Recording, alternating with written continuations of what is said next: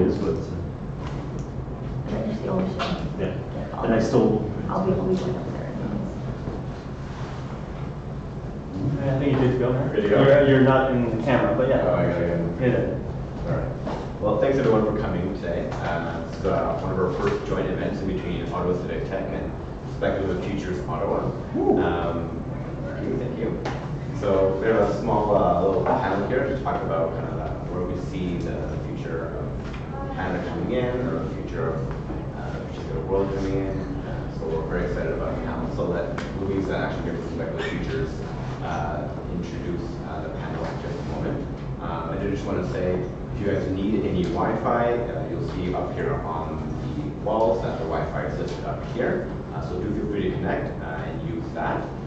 We also have water and hot chocolate, so feel free as well. There's also coffee in the kitchen, so feel free as well if you need any coffee. It's a little late at night. Feel free to help yourself to any coffee that's outside in the kitchen. We have some mugs out here, and the milk is just out there as well if you need it at any point in time. Otherwise, water and hot chocolate is out there that you guys can use. We're testing out a little thing right now called Slido, and we're encouraging everyone to submit their questions through the platform. So it's just sli.do. You can log on to your mobile phones after you log on to the Wi-Fi. And the conference code is just E450. You can actually submit any questions you guys have for the panelists at any point in time, and it'll pop up right up here up on the screen. So at the end of the presentation, we'll just read the particular questions that come up as you guys think of them. For anybody who is here for the first time, at either Impact Hub or at Civic Tech, welcome to Pace of Employment here at Impact Hub. We're kind of a co-working space and social enterprise incubator, kind of a number of different programs that have come out of here. One thing that I will plug as well is that we have a holiday market that's happening tomorrow. So a number of social enterprises are selling their products tomorrow, so feel free to come on by tomorrow. We'll have the space set up very differently. As you can see, it's very flexible the way that we set up the space. Otherwise, with that said, I'll kind of give the floor here to Louisa for our first Speculative Futures and Civic Tech partnership. Please. Hi. So, well, basically started the Ottawa chapter of Speculative Futures actually was kind of inspired by a few friends who are also here today. So I'm going to thank Bulon and Remco for being such inspirations for building a community around imagination and sort of thinking forward instead of backwards. And also giving a shout out to the Design Futures Initiatives, which is the nonprofit behind the Speculative Futures community. When I joined, there was only 7 chapters, and now we have 24 around the globe. So we're pretty proud to be part of this big family now.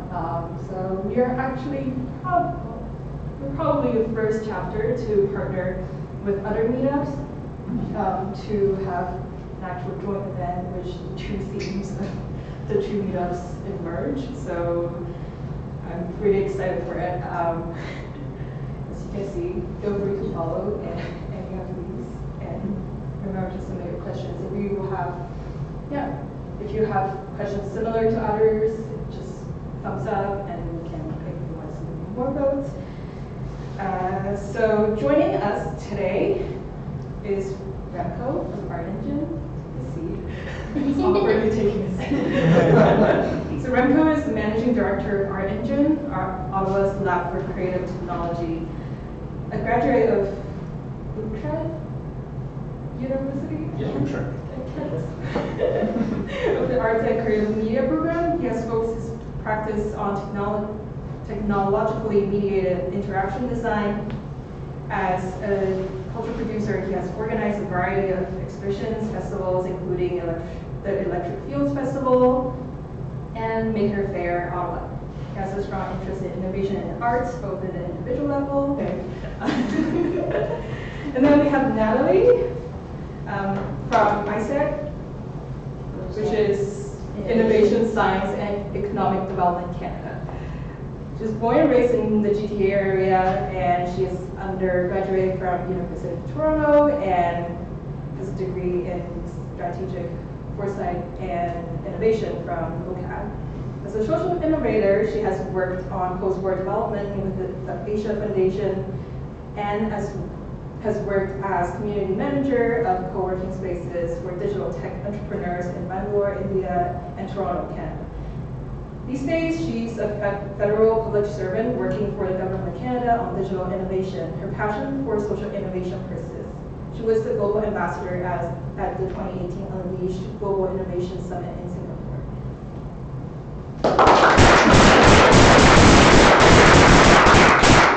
Then we have Tom from Policy Horizons Canada. Tom is an intellectual adventurer with a background in anthropology, art history, and public administration, connecting intangible aspects of human experience to concrete social policy issues. He strives to show the value of qualitative research methods in making informed choices about the future and translate humanistic perspective into useful insight. At home, his neuroticism and intellectual perversity Yeah.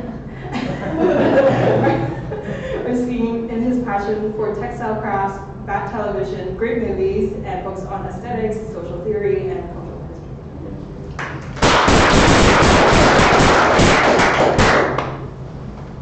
And as the theme of our joint topic, we're going to ask a slightly bigger question about when technology becomes increasingly accessible and open for citizens to contribute within the civic environment, how can we build future cities together?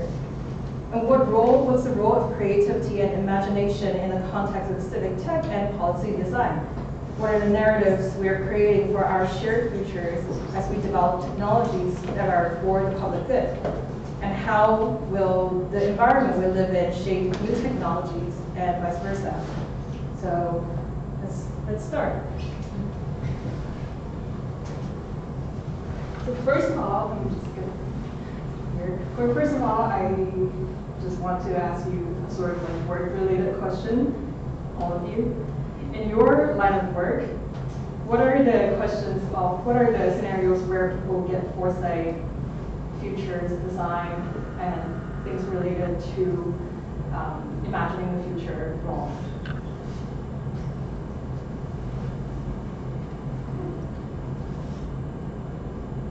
What are some misconceptions? Well, I get it wrong all the time. So I'm pretty new to foresight. I started at Policy Horizons right after Labor Day, which is a bit of like a twist for me because I'm also working on a doctorate in art history. So I'm simultaneously living in the 1920s and living in the 2020s, perhaps, 2030. And I feel like foresight is an area where our errors can be really illuminating. And in making the transition to thinking about the future and trying to connect that to what I do as an art historian, I kind of figured out that what we do as foresight is to tell a sort of creative nonfiction story about the future in a surrealist way, because we're really trying to unsettle what people expect or what they think they know about their futures and help people think more expansively about maybe what they don't know and the ways that their expectations are vulnerable to changes that are already occurring. So, yeah. So I first should mention, all of my opinions today are my own. So I'm currently working with the Digital Innovation Lab at Innovation Science and Economic Development Canada. And it's really exciting because I'm working on like a change management initiative. And so we are looking at agile culture change and different things like getting policy analysts to go to meetings with people from the CIO and getting them in the room to share ideas about where they think the future of our digital transformation is going to go. And so what I find when we think about the future is when we think that the future is determined is like kind of the challenge. And so, as I said, I did my master's in strategic foresight and innovation, and we talk about that there are 4 types of futures potentially that you can think about. One is like, for example, what we see in the public service a lot is continued growth. So the system's going to stay the way that it is. We're going to maintain the same types of legacy systems, and this is going to persist far into the future, and things aren't going to change. Alternatively, but in foresight, they might say that there's 3 other futures that we should potentially think about. And one might be a value-driven future. So this is a future where, you know, humanity changes. It becomes driven by values. It becomes deeply concerned by certain things. And we see this with the rise of social entrepreneurship. 4 is transformation, so technology, a society that becomes more and more embedded in technology, and technology begins to play a significant role in the future. And we try to think of multiple ways that this is happening. I think at work right now we're doing a good job of that. We are trying to think of emerging technologies and how that's going to impact our service delivery models. But I think the third one, one of the ones that we're not thinking about, is collapse. So the potential possibility that the existing system collapses and falls apart. Of things how we know it does not persist. And I think I'm constantly at work, always when I'm working, I'm driven by this possibility of things falling apart. This digital innovation lab that I'm part of, it could fall apart if we don't deliver constantly and constantly try to stay on our toes. So I think that's one of the issues that we have, is that we think that this future will just stay as it is, and we're not thinking about the possibility that it could fall apart. Well, we're entering it from yet another point, and that is, I think, broadly the idea that artists and creatives broadly can problematize the things that we see around us, and through that we can start thinking about alternatives and different ways of seeing and knowing. So a good example of that that I often give is the idea of fashion design, where when you go to a fashion show, very few people in their right mind would actually wear that on a day-to-day basis, but what it does is point towards ideas in an exaggerated manner and in a physical manifestation in order to point to ideas that could be viable and could trickle down later on into a more manageable form. And that's sort of an example of how we see our work at Art Engine, by putting these new technologies in the hands of artists and designers to problematize and weird out these developments. And I think I'm comfortable enough to say now that we're taking, in that sense, a science fictional approach to it.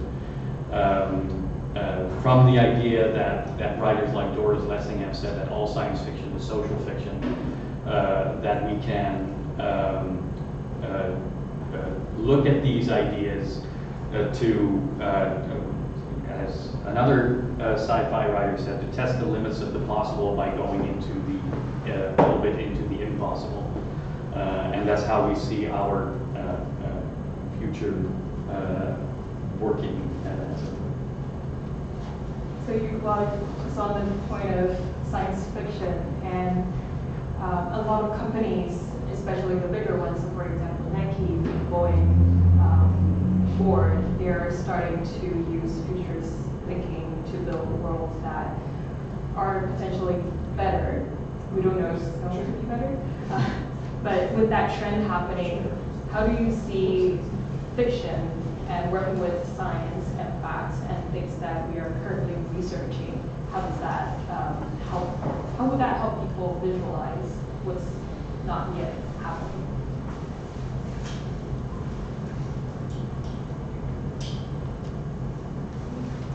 Are we doing it? Okay.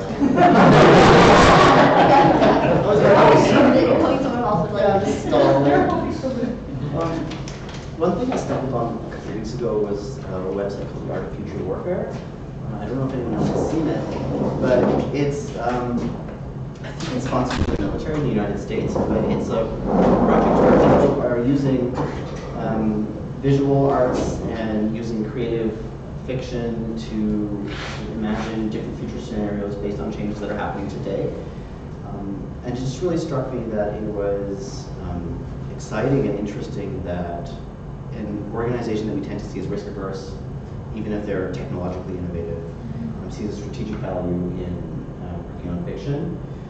And another way that I've sort of just sort of smacked into this idea, moving around in the world recently, was by attending the Writers' Festival. I got to go to an artist talk by Eden Robinson, who's an Indigenous author on the West Coast and writes in science fiction, in a sort of a near future science fiction. And what was the original question? Yeah, does that help people visualize as is to come? Great. I don't know yet. But just looking back at the 20s in particular, which is my area of research, people were obsessed with the future. They were obsessed with questions like, how do people live in an apartment? What kind of furniture can you have in an apartment? And there would be things like, in addition to fairs and creative exhibitions, there would be things like comedy and about sort of the difficulty living in an apartment and tumbling over things because everything is so cramped, or little cartoons about the kinds of furniture you would have to have if you lived in an apartment and it was all made of tubes, and these kinds of things. So I think that what fiction does is allow people to encounter problems they haven't considered yet, or encounter solutions to problems they already have that they haven't worked through yet, and kind of introduce a counterfactual. In fact, to introduce an error or a mistake into their thinking of the present. And Natalie, you work with entrepreneurs who are usually at the forefront of thinking, a little bit more forward. What are your findings when people start to visualize?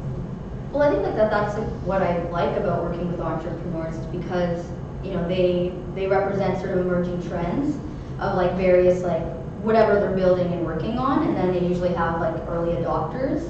And so I'm usually drawn to that kind of novelty and those kind of outliers that are functioning in a way that's a little like alternative to like the dominant ways that companies, like big companies, might be functioning, and proposing different approaches.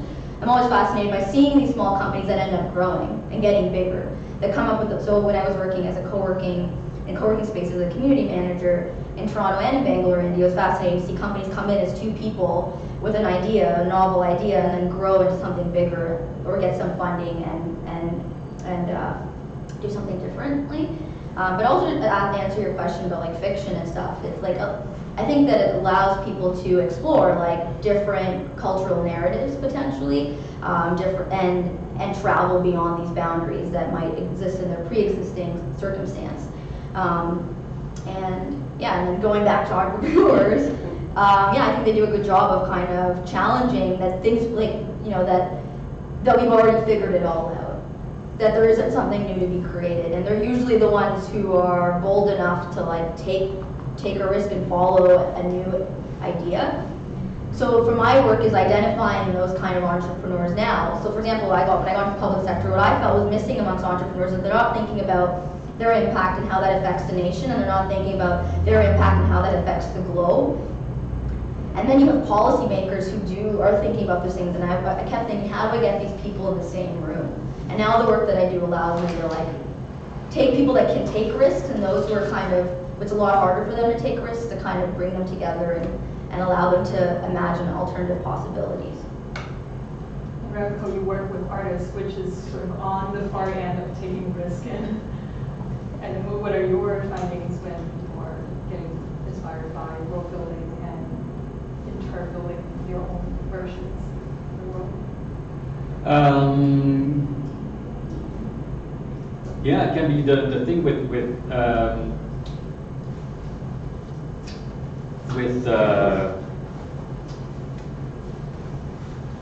artists, let's say, is a very is that they will most likely resist whatever you have them do. So in that sense, there is value to bringing artists together with a range of other disciplines in terms of within the context that we're talking about now.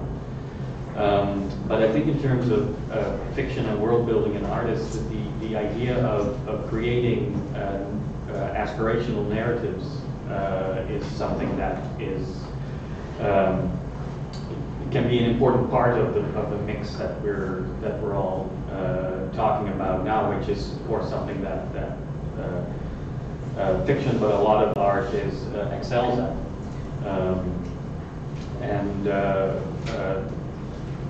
That idea of opening up the possibilities and opening up thinking through these types of narratives is essential to, as we mentioned, like that disruptive thinking and alternative worldviews, and a safe way to explore them as well. Sometimes uncomfortable, but at least it works within certain safety features, and you can explore in that sense. Yeah. Here's a question for all of you, just to tie that back. Do you think, well, it's rather deep, to rephrase it, what are the roles that trade services and arts and culture can play in the public sector when creating, as you said, the safety net to explore? I prepared an answer. This one I felt I needed to walk carefully.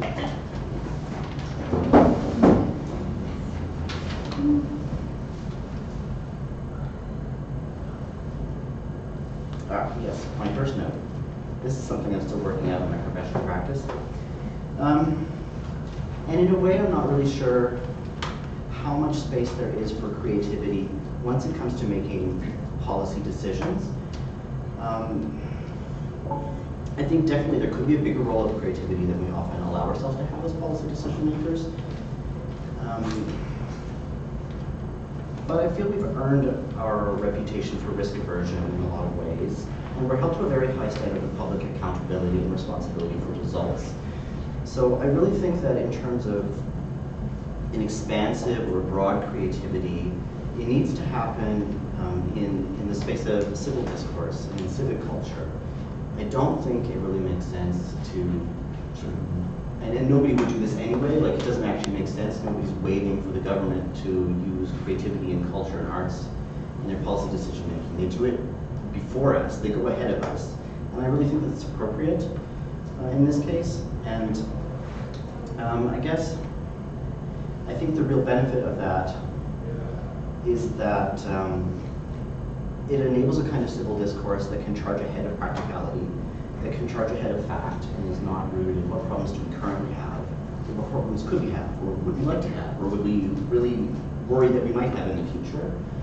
And so I really think that in terms of the best place and the most impactful space for creativity, it's in generating a kind of robust civil discourse, which we then kind of, parasitize and try to effectuate. I think that that's kind of the more appropriate role for the government, just in terms of liberal democratic theory and in terms of practicality.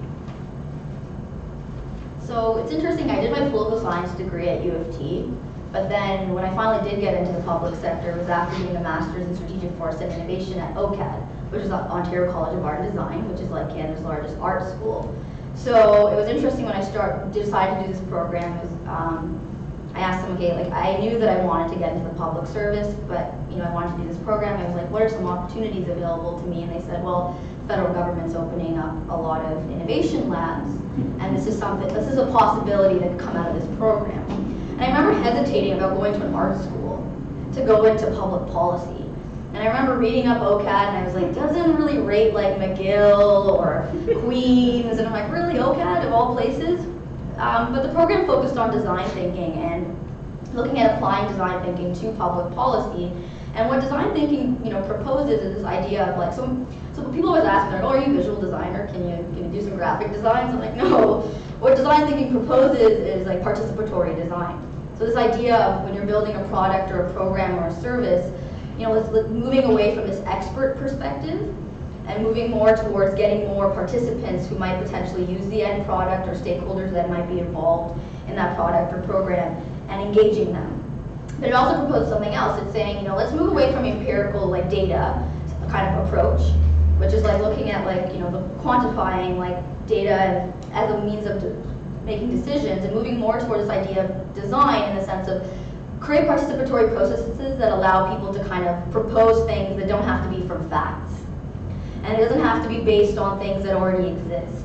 How can you create processes that allow people to think creatively and propose outside of the box, or really challenging each other to think about futures that don't exist yet. And so I think that's how can we create spaces where people feel more comfortable to freely express themselves and provide ideas and possibilities that may not really, reflect what is common knowledge. So, and I think another thing that design thinking proposes is that a lot of the problems we're trying to solve are like wicked. They're super huge, so it's like there isn't one answer. So if there isn't one answer, there's multiple answers. Hence why you want to engage as many people as possible and try to inspire them to provide solutions to these wicked problems. And recognizing that there's multiple subjectivities coexisting, constantly. People are experiencing the world in so many different ways. So how can we bring them into the room and engage them and explore topics and issues and be pleasantly surprised with what they come up with. So I found it fascinating that this program has been my step in the door into working on public policy, a program that's proposing that creative thinking might be something that we actually need in the public policy sphere. Yeah, that's interesting because it sort of links to a little bit as you said in your intro, where Art Engine overlaps a lot and traditionally has overlapped quite some with the maker movement. And the idea of users as designers is very strong in that area. So that what you're proposing and what you're saying is totally in line with those kind of ideas. And in addition, artists, makers, creatives broadly are also experts in iterative making and building on previous iterations of what they made in order to continue, and not necessarily there is an endpoint at some point for most artists, but every artist will tell you that that's not actually what they wanted to make, and then they build further on that endpoint. So anecdotally, as an example, for a while now there has been this process going on to see how can Ottawa be more cultural, I guess, is what the overall research is about. Now that research was given to a research company that have a standard process in place in order to figure that out, and questionnaires and surveys that start from a particular framework of looking at the problem and so forth. No artists were involved in the making of this. They are asked for their opinion, and then but that gets to the heart of the joke. How many designers does it take to screw in a light bulb? And the answer is, does it have to be a light bulb? And that's sort of how the artistic creative mind would explore this question about culture. Like, are you actually asking the right problem, or the right question? Are you addressing the right problem? And if the problem is framed in a certain way because it aids the process that in this case, this research company or this consultancy wants to follow, then the answers that you're going to get are maybe not the answers that are actually effective for what you're trying to establish. That's a bit of a long-winded answer to say that the idea of incorporating not the artistic mindset or the creative mindset or the designer mindset when you develop even what it is that you want to explore can yield really surprising results. It's interesting that you mentioned culture, and I think now we probably have a different story about culture, because when we were talking about culture, sometimes we think about organizational culture, culture of different sectors, culture in the arts and different professions and all that. But I have personally experienced culture shock, as in moving from a different continent to Canada.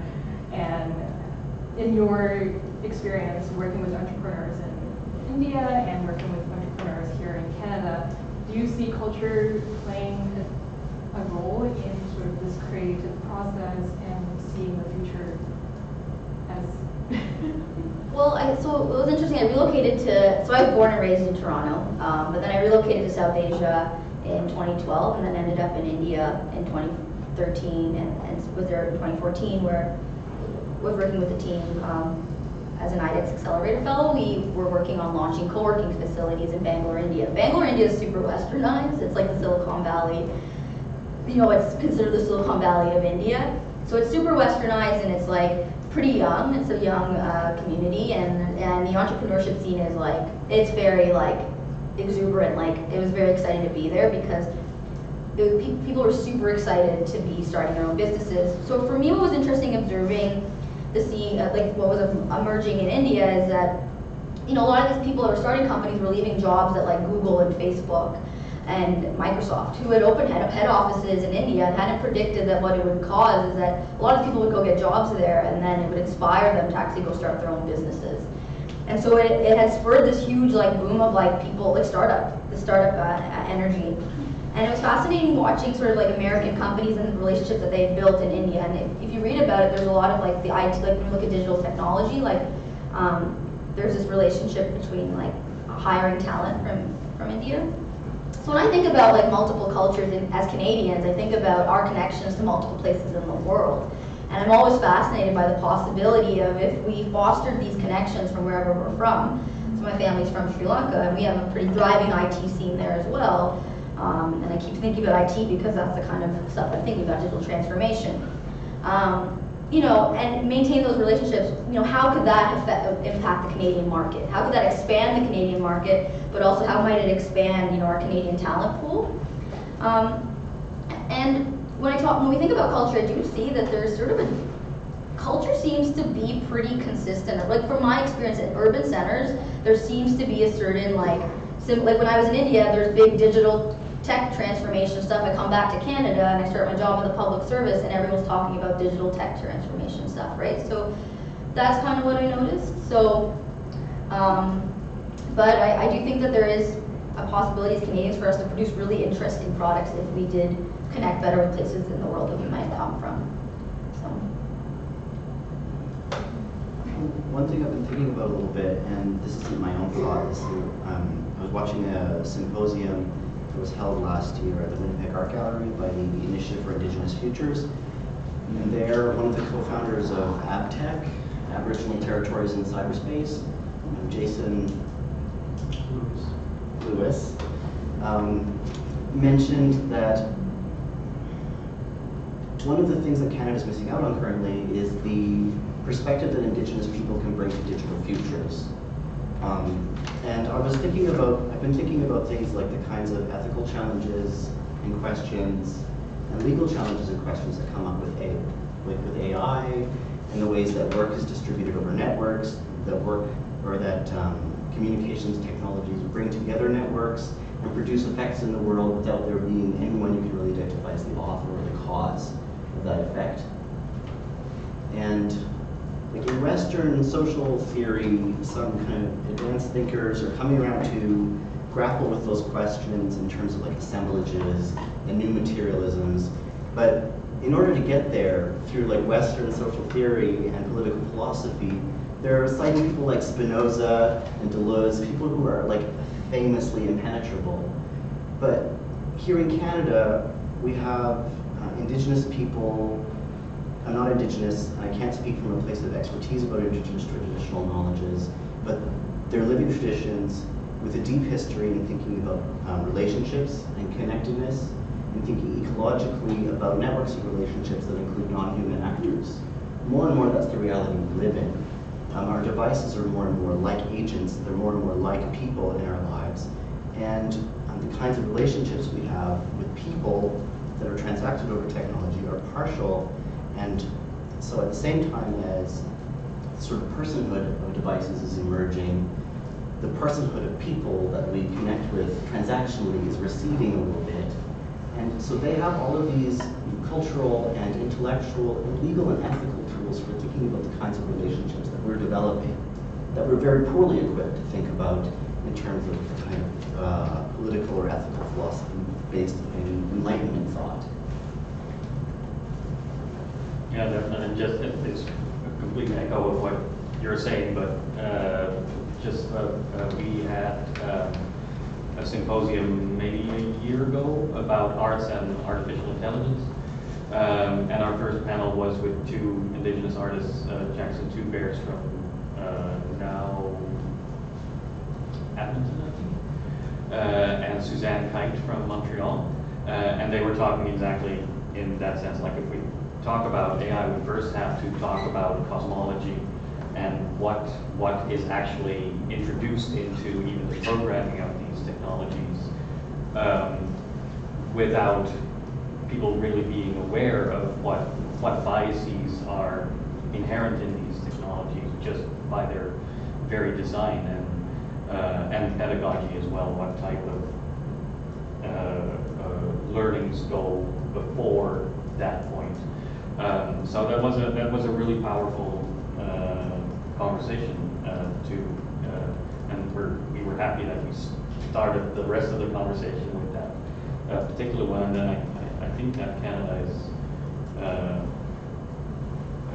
because of its makeup as a country, particularly well equipped to address those types of questions and to explore them further, not just from an Indigenous perspective, but just from a broader multicultural perspective.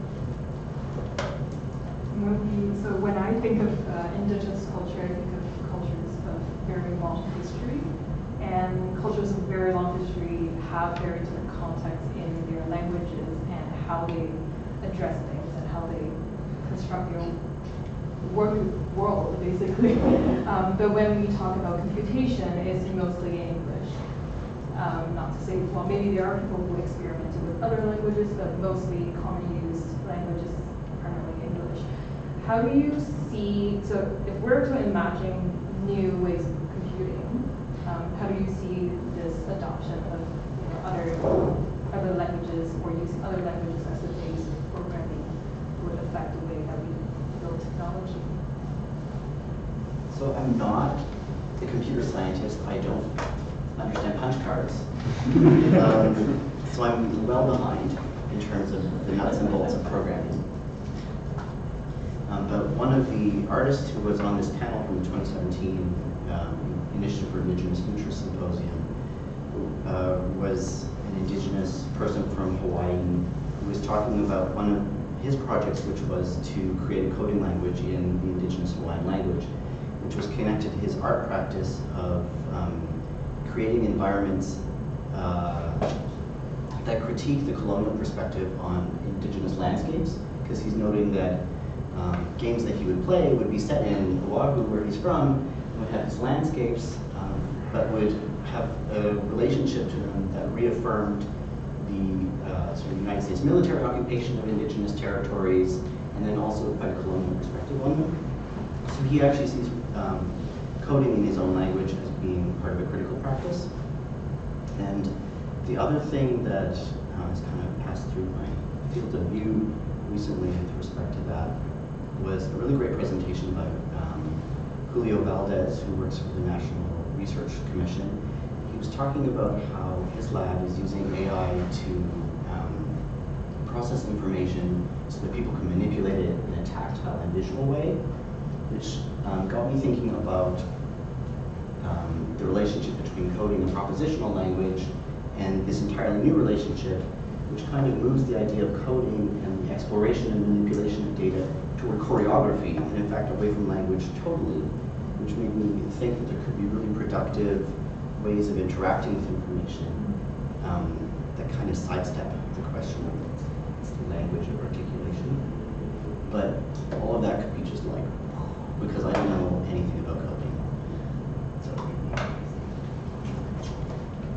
So my first job in the government of Canada was with Employment and Social Development Canada, and I spent some time working in the Strategic Policy and Services Directorate, and I was working with sort of this research function, and we had a research project on language.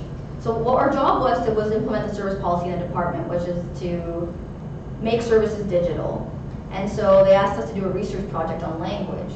And so I started doing some research on language and started, reading something around the lines that like Mandarin is one of the most users online read and write and speak in Mandarin, and yet most of our websites are in English. So, so this got me thinking about, the question being sort of, do we now that we, because there was also research that was showing that we have now the technology to provide people services in multiple languages. So does that mean that, the future, when it comes to digital culture, should we make our, websites accessible in multiple languages? And From a Canadian context, we were only thinking about English and French. But as we see more migration from different parts of the world, does that mean that we have to now think about providing services in these multiple languages, especially as we go online and it becomes easier for us to do so? So that's what that question got me thinking about was that, and I was surprised that most users online are Mandarin speakers, and that's like one of the biggest language bases. So yeah, so I don't know where the future will go in that regard, but yeah. It's pretty interesting that so it reminded me of a conversation I had at some point at Concordia with a student from Mozambique who was saying something similar about this how coding is structured and that it follows sort of a particular linear pathway that is consistent with thinking in English, and he wanted to do a similar thing, like break open and think about it from his own background. But something that Louisa also brought forward with regards to Chinese languages, that when languages are more contextual rather than just a fairly straightforward way, it also, just as language, spoken and written language structures our thinking, that coded languages can also open up new possibilities when you shift the framework of creating those languages in this case. And I think Louisa asked sort of that question: what is a contextualized programming language? What might that look like, and what possibilities would open up by thinking about it in that way? And that's a fascinating way of looking at it. Like you, I also don't code in any. Do we have coders in the room that could speak to this? What sort of? How would you when you with something like this? What? How does that strike you? Ooh.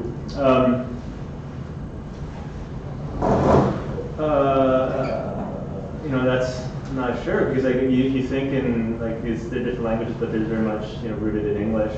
But my mind goes to the text to speech or the speech to text technologies coming out now. Maybe that starts to go away, or just find itself in a black box from here on forward, and you can just interface with computers or programming language. You can program with just spoken text in whatever language. It gets then transpiled into a language in the future. But I don't think I have an opinion on different languages as it pertains to code. I guess my question for the questioner is... In Mandarin, please. Pardon? In Mandarin, please. In Mandarin? In Mandarin. Chinese. Oh, in Mandarin. Mandarin. Sorry, Mandarin. I guess the question for me, not being a technician in this area, is it a question of access so that people can have sort of access to the same opportunities as English speakers?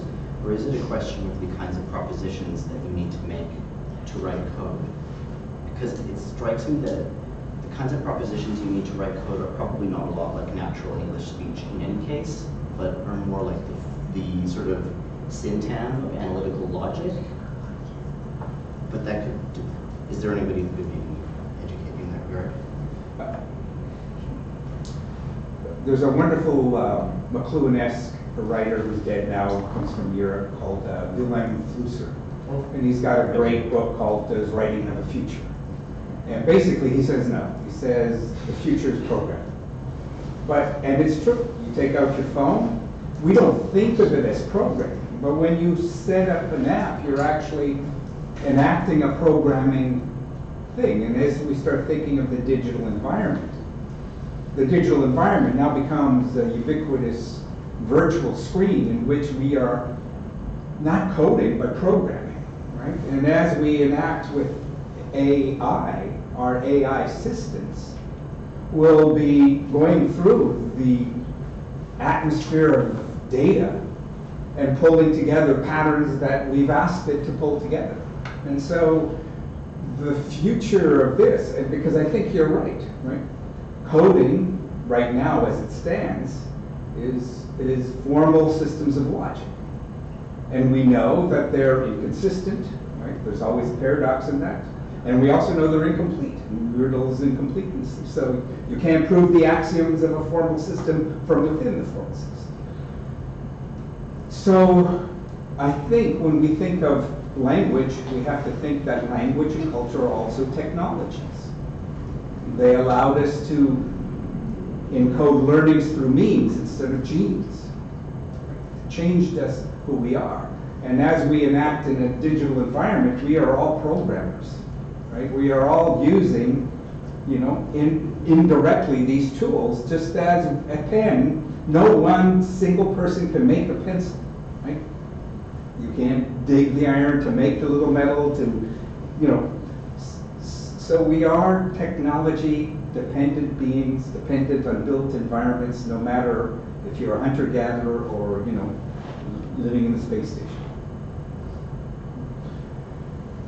So I think the challenge is there will be multiple languages, but we have to sort of move to meta languages, meta narratives, and we have to get beyond the constraints of logic, because it's not the universal form of reason. So you talked about narrative, and like frames, metaphors, and narratives, you can't fight a frame with facts.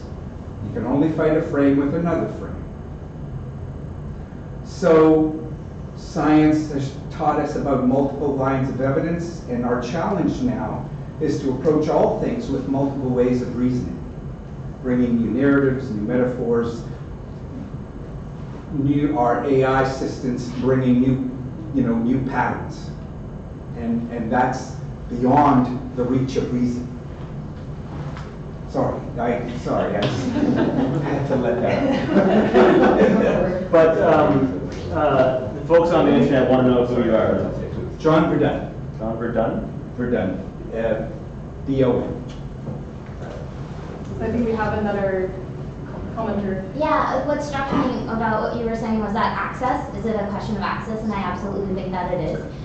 Because we build these languages in predominantly English, and then the structures and the logic by which these languages are organized and that they work and the syntax works is also culturally biased in the fact that it was built by English speakers. And so there are a lot of things that coming from a different country, you would have to learn not only the syntax, but also understand those biases by which these structures are then built. And so I don't know what the future of that would be, but that it's very good to keep in mind that let's not leave people behind when we're building something the same way that it has already been built.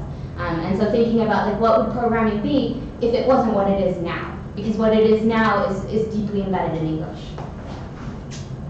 And I think it would be, because right as an international language, so it means that politically also is important for many countries, because for example, if everything is going to be Chinese, it means that many countries should change the system of education. We should again teach the students in the Chinese and all this in China. It takes time and energy and the money, and no one wants to change it again. So except if they have to. So if no one forced them, they don't want to change. And I think that goes back to one of the questions that I am very curious about, and it sort of goes into the narrative level of how we can come up with a new narrative to counter the existing beliefs. One of the biggest challenge that's facing our generation, I mean, not just our generation, but it's becoming more and more urgent for our generation, is climate issues. What are the ways that, if we are to think differently, what are the ways we can enable people to start generating new narratives to help us think further on this topic? Reverse the order. One way, and the how is different, but I think one start is to move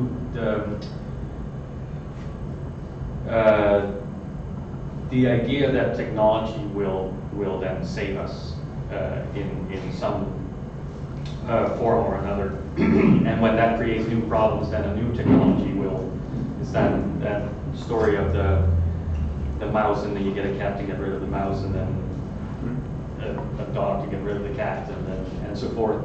And it only creates more problems down the line. But it's not necessarily the wrong. There's a great book called "To Save Everything, Click Here" by Eugene. I forget his last name. But that sort of warns against that type of thinking. So a start in any case would be to, and maybe that's definitely where different cosmologies and worldviews come into play, to at least not go towards a straightforward linear technological solution as the, and even think of it as solution based. Like here's a problem and we have to find a solution and we have to fix it. Maybe there are other ways of looking at the state of being of how things are, and when you talk about wicked problems and about these systems where the problem of trying to fix something on one end and creating bigger and more complicated problems on another end of that system. So it's not really a solution, but more to warn against, because we're talking about civic tech and support, to go for the tech solution first. So yeah, like when we look at like the climate change crisis and those are crises, like sometimes we see that, for example, that we're not thinking about what I said in the very initial stage, which is this collapse scenario. Society, what we know, falls apart. And it made me think a little bit about, for example, when the Trudeau administration decided to back building the pipelines again. I don't want to be too contentious, but just an interesting scenario where, I remember watching Justin Trudeau on television saying, this is the direction we have to go because fossil fuels is what we need now, and we can't change that, right? And then what's fascinating is that there's an organization that's actually based out of an impact hub called National Observer, which is a small newspaper. I think it's pretty big actually. And they published a piece about an investor that decided to pull out of, like the first investor that decided to pull out of investing in this pipeline because they decided to pull out and invest in windmill energy, right? So they were willing to kind of go with an alternative potential future. And so that coverage, I remember that moment and seeing that and sort of seeing like Trudeau saying, oh, this is the direction we have to go, and I totally definitely sympathize with him. And I definitely think if I was in his position as a leader, I mean, you can't really change now, But that some investors, and ultimately a bunch of investors decided to pull out. They were like, this probably isn't where we should put our money.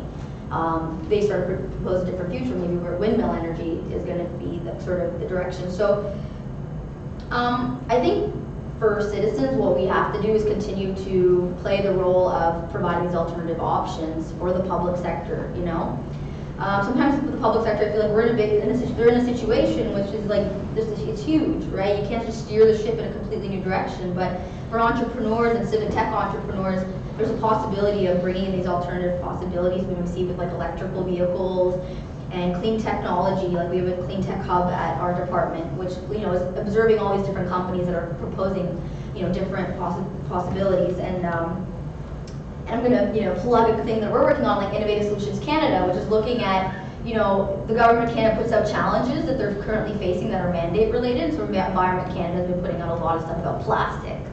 And it encourages small businesses to propose solutions and like bid for funding.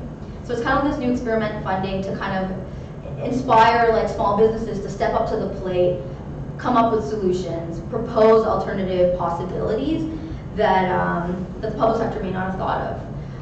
And so I think that's the role of citizens, is to have hope and not, I'm a big believer in like, if we think that there's a possible future that could exist, like how can we play that role of leading and sticking our hand up and saying this is a possibility. And so And I think that there is appetite in the public sector right now for that. And that there's an awareness that there are small businesses and potentially civic tech entrepreneurs that are coming up with really interesting stuff and that might solve some of the issues that the government of Canada wants to solve. And I think Justin Trudeau said that as well. He's like, I don't want to have to do this. I would love to live in a world where we don't have to depend on fossil fuels, but this is the current reality. But he believes in a future where we won't have to depend on it. And what can we as citizens do to be a part of that, to be ready for, when the government of Canada is ready to take that, move in that direction? I feel like part of the appeal in thinking about the future through narrative is that narrative kind of activates desires, and so it moves you toward a preferred future or maybe away from an aversive future. The one thing I notice about stories we tell about the future is, in a way, they're kind of pastoral. So they're written in a mode with an aesthetic attitude that places the future at a kind of romantic distance from the present. And in a way, that makes the sort of desire for the future, they're instantiating a kind of a romantic desire. And the problem with romantic desires is they kind of get less romantic and they kind of collapse as you actually approach them. And so I think in a way, sometimes the aesthetic form of the narratives that we want to tell about the future defeats the purpose of articulating the future that we could actually inhabit. Can we translate that in English? Well, I'm just saying, one of the reasons we like to tell stories about the future, either positive futures or negative futures, is because they help shape our desires in particular directions. And so we have to think about the kind of desires that are activated by the stories we tell. And that means we have to think about narrative form. What are the actual aesthetic qualities of the stories we tell about the future? And we tend to tell stories about the future that are pastoral, which was a mode historically that was about the countryside. And usually it was about urban people writing about the wonderful countryside where we are free of the filth and smog and noise of the city. But we also tend to write about the future in a way that's fundamentally pastoral. And one of the things that makes the pastoral mode of writing, or the whole pastoral way of relating to a different place romantic, is in fact distance. You're not living with it. You don't go grocery shopping in a pastoral future. And I think that undermines our capacity to bring our desired futures about, because they become less and less romantic and less desirable the closer we get to them. So in some ways, I think we need to think about how are we using narrative to structure our desire for the future? And are they desires that will remain desirable as we fulfill them? If you want to have a robust vision of a preferred future, it needs to still be desirable when you get there. But those things act like a motivation, because many people don't want to move from now to future and stuff. So sometimes we need such kind of the motivation. However, that one could be not very, let's say, it would be more like romantic. I agree, but we need romanticism sometimes to motivate to move. So coming to 100% reality will mean that we mistake. We will not move. It's just you can never actually grab onto the romantic, because then it's just a fact. Yeah, but It's we not don't very want. romantic. We are the it's like a curve. We just want to show it. And we have a question. So for some reason, and maybe just the way my mind's working, when you were talking about the idealization of the pastoral, I immediately started going, yes, urban chickens, right? Because, right, that's an example of our retreat to an idealized pastoral, and the reality is probably quite unpleasant, I mean, they make noise, they have feathers, they have a lifespan, and, they also excrete. Pardon? They're not good in apartment blocks. That too, yes. Right? So I mean, the whole design now. but that whole romanticism about an earlier way of life where we all raised our own food and were intimately connected to the process of creating the food that we eat or involved with. is a reality that probably is quite unpleasant for most of us, whether we're just getting our fingernails dirty weeding the lettuce, or whether we're actually, dealing with the chicken coop. And will the process of, the interconnected version of creating the future, the shared future, be unpleasant as well? Do we have, are people ready to live with the fact that we have to work together to create that? That's Just sort of a comment on, solving a problem, and complex problems. So the wicked problems are really unsolvable. So we can't solve them. So it's not solutions we seek, it's solutioning we seek. Right? Evolution doesn't solve problems, it survives by constantly adapting. Right?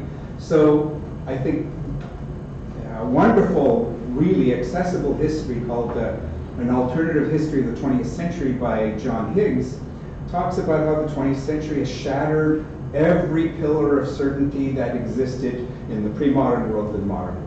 Right? So logic is inconsistent, it's incomplete. Chaos has said that sensitivity to initial conditions, we never know how small a difference will make a difference. Freud and Jung and Lakoff and Kahneman talked about, destroying the rational individual, the singular individual. We're now learning about microbiomes having more impact on us. Complexity, talking about emergence. So really, we're moving into a 21st century where we have to accept uncertainty. And when you talked about programming and coding, right? So McLuhan talks about the medium is the message, and the message isn't the content. When we rely on logic, coding, that the message of that is a singular, sort of the linear intuitive, or the intuitive linear, so that we can get to a solution. And so it's in a sense we're colonized by an engineering paradigm. But we always worry, once you've got this nice piece of thing and you put it in the wild, you still don't know what's going to happen. So you have to control the environment even more so that our little tools will work. And I think the challenge we have, whether it's policy, whether it's in technology, is to go beyond control, right? And think of design principles around how am I going to repair, recover, renew everything I do. And that's really hard. On a personal level, you can preach change, but I don't know anybody who likes change. I mean, there are people who like to change, and those are trailblazers, innovators, entrepreneurs. So show of hands, who here either worked for a startup, starting a startup, or thinking about starting a startup? Show of hands. Yeah, that's a pretty accurate representation of what I searched up online. So Ipsos did a study, and from that study it says around 17% of the world's population will engage in starting a socially minded business in the near future, and that's a lot of people. So my question for the public servants is that, are there any ways that the power of people who are starting new kind of businesses how can we harness that without losing out on that? Oh, sorry. I raised my hand on behalf of someone on the internet. I guess I can go first because I haven't yet. So yeah, I guess like I said, when I moved to India, working in Bangalore, India, I was working in a co-working facility, and just seeing entrepreneurs. So we had 3 properties, and then within 6 months we had to fill them up. And so I didn't really know what kind of entrepreneur was going to walk in the door. And I started, with our first property, we had about 60 entrepreneurs, and I started kind of going around talking to people. And I was fascinated to see a lot of companies that were trying to solve big national issues. So one startup that wanted to deal with labor issues in India, because there's about a lot of indentured laborers who don't have just basic benefits. It's like a huge, ridiculous amount, like maybe like 90% of the population or something. It was like a pretty ridiculous stat. If I'm wrong, I apologize. But it was something that was, there was a lot of people that just didn't have basic benefits, and they weren't paying taxes as a result. And he wanted to figure out a way to solve this, and was working on something along those lines. Companies that were trying to solve like women empowerment, like this woman that was like she was like trying to like do workshops to mentor other women in entrepreneurship, and another company that's trying to address like water pollution in India. So I saw sort of a significant amount of entrepreneurs who were stepping up to the plate to solve like social issues, and so you see that. And then I moved back to Toronto again, joined another co-working facility called Project Spaces. The one in India is called Beehive, if you want to look it up. The one in when I moved to Toronto, joined Project Spaces. Again, I did notice a few social entrepreneurs, and we have CSI in Toronto, which is also like all social entrepreneurs. We place like Impact Hub, full of social entrepreneurs. So when I got into government, I think like I remember initially like my first project was with Employment and Social Development Canada, and we were doing like, I was working at an innovation lab, and we were trying to like identify stakeholders that we should invite. And there was a lot of push to bring the nonprofit sector into the room, and actual end users or like into the room. But I kept thinking about like, let's bring entrepreneurs into the room. And this is because I had been exposed to the fact that entrepreneurs are sometimes, if you do a good stakeholder analysis and go out and look for them, they're sometimes solving the problems that the government of Canada is trying to solve as well. So how can we bring them into the conversation? And I'm fortunate now that the work that I'm doing, because I'm with the department that is trying to engage small businesses, we are trying to bring small businesses into the room. And not only are they potential end users of our services, I see them as experts, potential experts on various issues. And it's what's fascinating is sometimes where the government can't try to solve an issue, sometimes if you go out and actually go to co-working facilities or go to localities where the issue exists, you might find Canadians who are already solving those issues. How can we get them and bring them to the table and ask them how can we have more assistance or engage them to understand their expertise better? So I feel like really fortunate to be in a position to be able to make those connections potentially. So and I'd like to see more of that. I definitely think entrepreneurs are usually problem solvers. So. Yes. One of the things we think about a lot right now at Policy Horizons is the future of education and how education will adapt to changing expectations of work, changing sort of priorities of different kinds of skills. And in some ways I sort of think that I'm a really good example of what happens in our current education system, which is, it streams you toward different kinds of professions. We have a kind of program that we think certain kinds of work patterns and career trajectories are going to work out pretty well. And it's not an education system that really supports entrepreneurship by children from the beginning. I would feel at a total loss. Partly that's my disposition, but also partly because my educational trajectory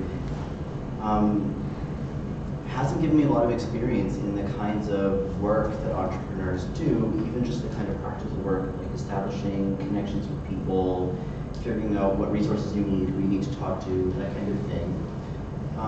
But from what I'm seeing, it seems like as credentials become less reliable as an indicator of a person's skill, and as employers find credentials less desirable than demonstrated skills, it seems like an education system will adapt to be more oriented toward demonstrating your capacities, trying your capacities, and really getting your first steps in entrepreneurship in the school system. So this is like a typical kind of dodge from a federal public employee because education is largely province or provincial competence. I think there are probably ways that the federal government could support provinces in moving toward that kind of an education system. And technology will probably be part of the story because it enables different kinds of learning activities.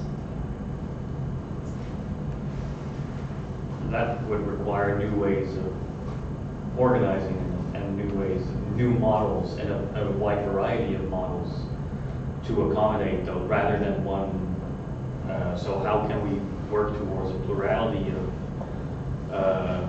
of models without the, because when you mentioned about the bringing in entrepreneurs for government programs, very often what you see is that taking up the expertise, and then the government still, to a degree, thinking, and then we'll take it from here, we'll take that, and then we'll develop programs and so forth. Not across the board, not everybody, but and with the best of intentions as well. But that still reinforces the existing model or way of organizing these things, and more experimental spaces that can prototype these ideas and these models and these ways of being together, and because I agree with the entrepreneurial mindset that is focused on not just a financial gain but a social gain, and how to develop that further. But it would require a whole range of experiments to use actually that whole idea of quick iteration and would need to be applied to the system at a higher level. So we need more rogue agents. We need to teach Agile in grade 1. Yeah. Well, I mean, everyone should take improv.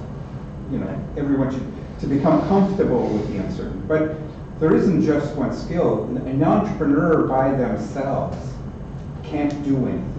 You need catalysts, you need coordinators, you need logicians, you need intellectuals, you need creatives, you know. And so social chemistry, the sort of the chemistry of collective work chemistry, is sort of a much more type of universal agency that's going to be required in order to unleash the catalyst of an entrepreneur. But, you know, it's sort of like the leadership meme, you know, that means followers, entrepreneurs, you know, and it's really, the future is not that, the future is collective intelligence. The quality of a nation is not in its leader, it's in the quality of its citizenry, because from its citizenry rise, you know, its representatives. So I think we're missing this really, really important domain around comfort with creative collaboration, and it requires more than one type of person in order to enact innovation and to be comfortable with enacting innovation. And that's a similar conversation within, not broadly shared yet, but within the arts, that myth of the solitary artist and genius that creates individually is still very strong within the way of looking at art, whereas collective creativity is often seen as less than a type of creation. Yeah, because people like Van Gogh and not the Bauhaus. Right. I'd also propose like incubation and accelerators. So if, like for startups, I feel like in an ideal scenario, we'd have like more accelerators and incubators to support startups, right? And these incubators usually mentor you, they provide you grants and funding. So we have one in Ottawa, like Invest Ottawa. We also have 111, and these are like spaces that startups should apply to, I think, and try, like pitch your idea. If it's good enough, they take you under, they can provide you workspace, and then they support you to grow. So our department the department I work for tries to do that too. If you like Google, like our Innovation Canada platform, it provides resources to support small businesses. So, yeah. When I see that happening, a lot of the incubators and accelerators right now are not inclusive enough to include people who are working in the non-tech sector. So a lot of cultural entrepreneurs, people who are, you know, in the arts and all that. And so, what are the ways? I guess community makers.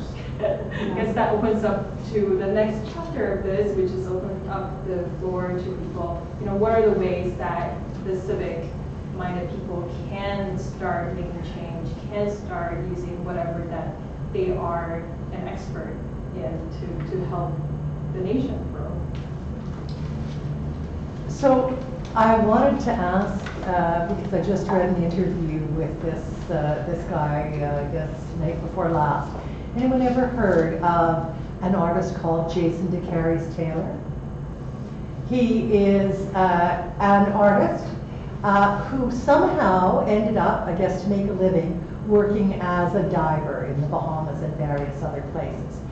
He now is not only doing massive environmental art installations, but he is creating projects to help regrow coral reefs, and has just been commissioned by people in Queensland to do a whole installation. He's got several around the world already happening, one in the Mediterranean, which obviously isn't coral reefs, right? But it's about re-stimulating habitat. And so the point I wanted to make was, it's not just the entrepreneurs that we have to ask for ideas. It's the artists as well, right? And how do we bring them in? And how do we stop categorizing creatives as people who aren't really terribly practical? Because the truth is, you know, anyone who's tried to solve a problem, whether it's a painting problem or a sculpture problem or, you know, a textile art problem, has become very practical, right? They have had to learn to be. All of them are united by the capacity to change perspective. I think I learned like pretty young, like right out of university, like the whole idea of like being an active optimist versus like an inactive pessimist. And so, for example, I mentioned like, you know, I did some work in post-war development for a little. So my family's from Sri Lanka, and one of the reasons that they had to migrate was a civil war that unfolded in the country. You know, I was born and raised in Toronto, but when I started university, I became fascinated by, you know, what happened there. So I started reading a lot about Sri Lanka and the civil war there, and then the war ended. And I had a lot of family being like, you're focusing a lot on this. There's nothing you can do, you're Canadian, you know? And I remember just being really young and passionate about the cause. And I think what I realized through that experience of being passionate about this cause is that when you're passionate about a cause, there is a doorway. So for example, right when I finished university, I discovered a think tank. And I got plugged into a think tank that looks at transnationalism and Canadians who have connections to other parts of the world and does public policy and dialogue to foster more like peace and whatever dialogue amongst communities that have brought over issues from other parts of the world. And so that experience made me realize, wow, I was really passionate about something in undergrad. It did seem like it would employ me, you know, find me a job. But then by the time I was ready to graduate, this think tank, you know, like I discovered this think tank to go work at. And eventually moved back to Sri Lanka on a fellowship to go live and work there on post-war development stuff. Now, if you ask, like, you know, 17-year-old, 18-year-old Natalie, oh, what do you want to do when you grow up? Would I have been able to articulate that I want to do post-war development work? I don't think so. I think I thought I was going to go become a lawyer. So I think it's really important to, like, my dad's an entrepreneur. I remember him being very supportive and saying, you know what, if you care about this issue, then keep. And there was a lot of volunteer hours that went into it. There was a lot of hours where I wasn't getting paid for it. And I think that's where I began to define myself as a social entrepreneur. And the thing they say is that entrepreneurs, unlike businessmen, entrepreneurs are driven by an idea. They don't care whether it's going to get them money or not. They're driven by the idea, and that drives them. And eventually maybe money follows. Whereas business people are more driven by the dollar. So, I don't know, I think so how can we kind of keep that passion alive, that like, if you care about something, there is a way, there is money out there that can support you to make that thing a possibility. And through networking and finding other people out there, it's a vast world. I think there should be a combination of the reality and the desire both together. Because if we have just look at the reality, we'll stop. Because reality will kill hope. Because we have hope because we don't accept reality. That if I accept the 100% reality, I will have no hope. So the hope is somehow has some kind of dimension to the future, to some kind of, let's say, idealistic situations. And this is why we have a hope. So I think it should be a combination of the reality plus some passion. Reality because that we don't overestimate or over invest on our hopes, and also hopes will cause us to move forward and toward the goal of the I think one of like the legacies of our sort of aesthetic philosophy is like, you know, the autonomy of art. Even though we like to think that that's kind of an old-fashioned notion, I really think that people are still gripped by the romanticism of art and its autonomy, and if it should address itself to practical ends, it's something that's not quite art. And that's something that addresses itself entirely to a practical problem, it's not quite creative. I think there's a suspicion there, and I think that that undermines a kind of material creativity in terms of like what's materially in front of us and the sort of social forms that we inhabit. And I think about sort of art movements like situationism, which were almost like entirely a sort of manipulation of material reality, image culture, and social form in terms of people's politeness or habits. And I've been thinking more and more lately about how incredibly promising that whole situationist attitude would be if we could somehow kind of bring it back from the dead.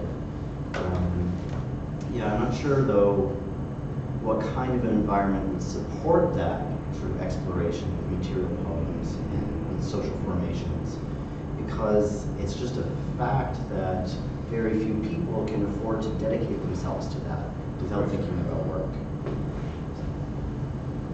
So just to announce to those who are viewing this through YouTube, you do have the chance to go on Slido to either vote for a question that you align with or ask the question. So Doug here is going to help us the question. Yeah, so thanks to Alex, who's asked a lot of questions on there, I see. So I'll go over a couple of them. Some people don't like polls. Just in the interest of time, I'm just going to go over the kind of the top ones here, but everyone's still welcome to submit their questions. It's just on the mobile platform, just sli.do. You can just log on and submit your questions through there. So I'll go through the top rated ones that we have here so far. So how can we make sure our futures converge without excluding the perspectives of disenfranchised people? So whoever wants to go for the question, I'll leave it up to our panelists. Well, it is more than that, though. It's more active than that. Those futures are connecting anyway, and they do have to converge at some points in time, right? Just by the very nature of living in the same communities. And those disenfranchised people are also having those futures being taken away from them in some ways, right? So as we converge, that those strengths are not forgotten.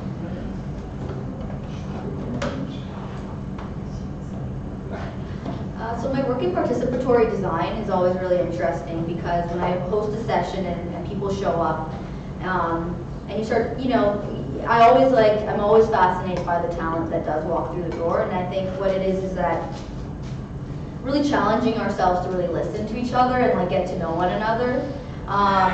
And I see it in myself sometimes, you know, like I'll host a session and then, you know, I'll do some engagement and then certain people show up and like, this is like me being really blunt, but whatever. And I'm like, okay, like, you know, and I'll go ask them, oh, so what'd you do? And And I'm always surprised at the talent and the expertise that people bring into the room. So I like working in design thinking because it challenges me to realize that there are a bunch of experts around me constantly, and I get to facilitate sessions that allow them to share their expertise.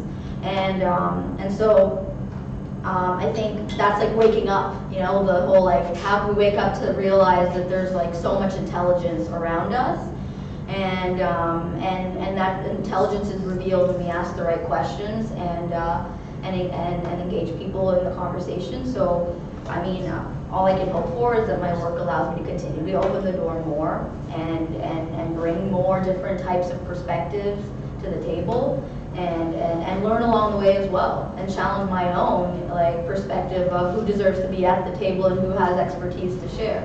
And so yeah, that's.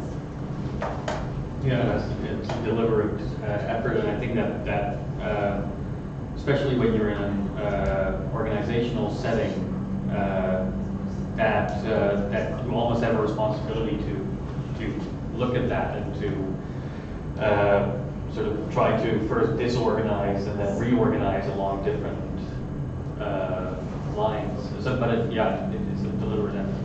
I've been thinking about your question since I needled you about it. And I guess from like what I'm hearing from you is, like, in order for our futures to converge, we have to accept that the future doesn't really belong to us, and we need to share it. And we need to be a little resilient to kind of shocks or like minor inconveniences.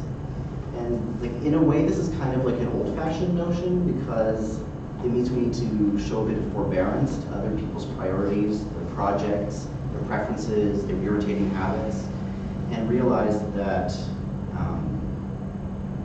like the future has to belong to everybody. That's what it means to be disenfranchised, is to be excluded from persistence. Yeah. So like, Which is happening very back There's a paradox, right? Every human wants to belong, and then we want to be different, right? We need to converge, and yet every organization ends up with schisms, right? In logic, contradiction and paradox is a bug, but in living systems, paradox is a feature, right? And so I think it's, yes, we need to converge, but the moment we do, we're going to bifurcate, right? This is the way trees grow, this is the way actually living systems, ecologies grow. Species become different, so there isn't one solution, there's only solutioning, and it's paradoxical, right? There's some sort of embrace of that. so one thing I think we see in consumer technologies and in emerging consumer technologies is that more and more they'll allow us to insulate ourselves from other people. That's mainly their function. And so in terms of like how do we share a future or how do we allow our futures to converge with others, we first have to encounter them. And so I think that in some ways we undermine ourselves by making ourselves too comfortable, and that consumer technologies are really good at offering us solutions that do that. Well, if we want to do the next question here in the interest of time, sorry guys. Whichever technology do you think holds the greatest amount of potential, and which one do you think is overhyped?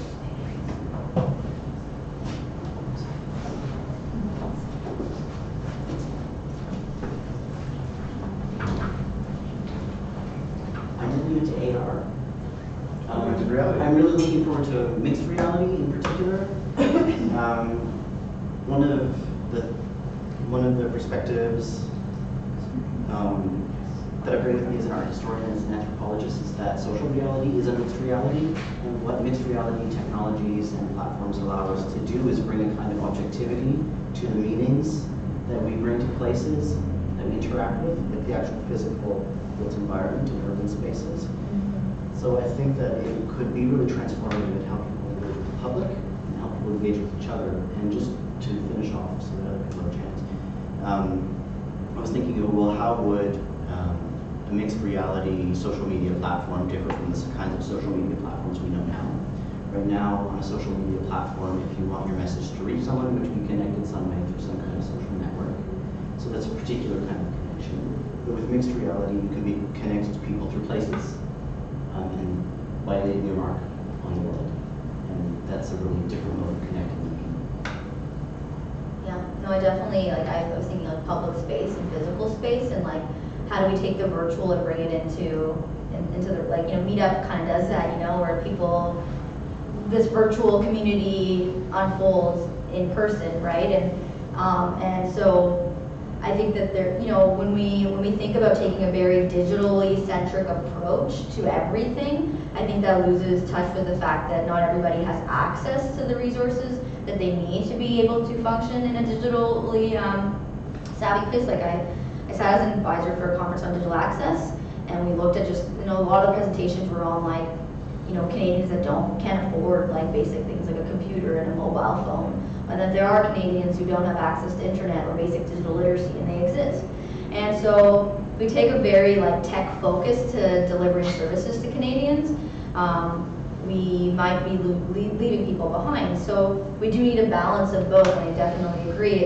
I think like meeting in person, like that personal touch, like I hope that doesn't disappear. I definitely enjoy meeting people in person And so I think there's so much possibility in physical space. We see it right now with Impact Hub, like what you've created here. I want to see more of this, not less. So.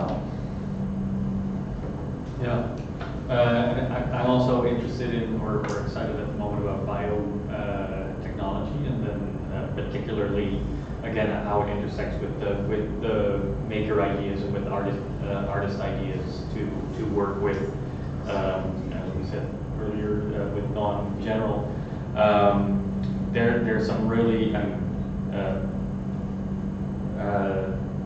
interesting elements to that, and at the same time, things that we collectively need to discuss around. And there too, so certain projects when in the hands of artists and designers can manifest and can, so that whole idea of thinking through making and of creating knowledge through manifesting these ideas in artistic and creative projects is and intersecting that with something like biotechnology. That's something that I'm fairly excited about.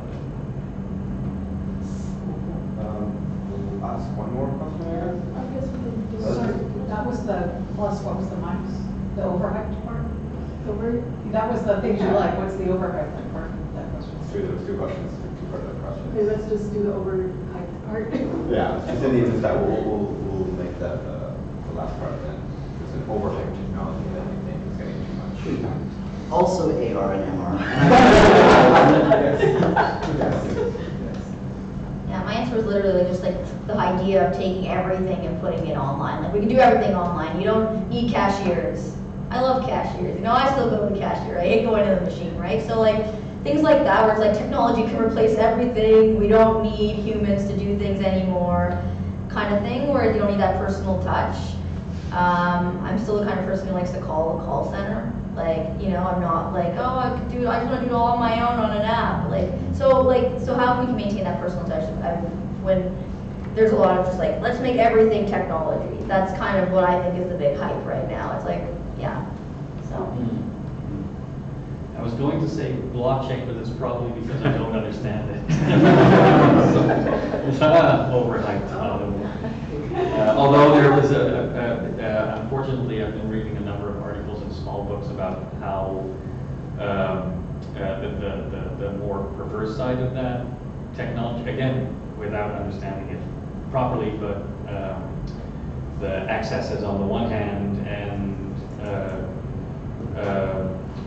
propagating of very, let's say, dubious right-wing ideas through these particular means.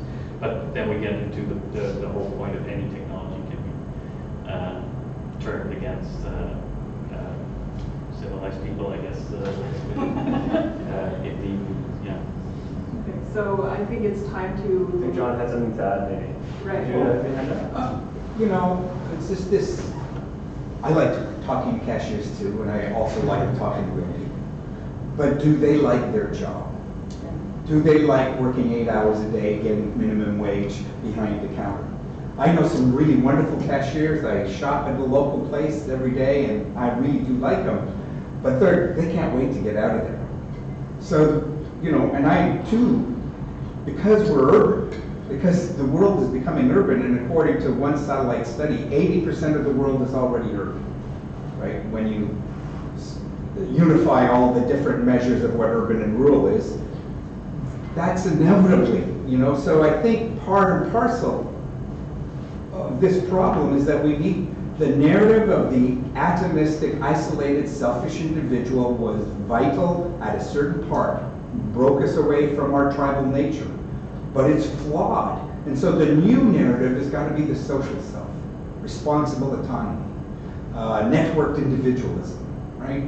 These are paradoxical framings that are pointing to the emergence of a new social self. And so imagine if face-to-face, everybody was pursuing things they were engaged in what they really wanted to do. And you were participating with them, you know, to their best, as opposed to you know, a truck driver that's away from his family, a person behind the cashier, because that's the only thing they can get. So the real question there is, it's not jobs anymore. Maybe it's work, right? But it's value creation. And everyone can create value, and what we need to do is be able to acknowledge where value is being created, you know, so that they have the means of exchange it. So this thing, you know, I think is yesterday's problem, and it's not really looking at the promise of tomorrow, where everyone can really feel they're creating value from the best of themselves. Sorry, sorry. I was going to ask, because we were shifting towards more of a conversational conversation, how about we reconfigure the room and everyone sits sort of in a circle or sort of facing each other so we can have more of a conversation? Because based on what you think, it's not possible, because if you are going to ask every individual in society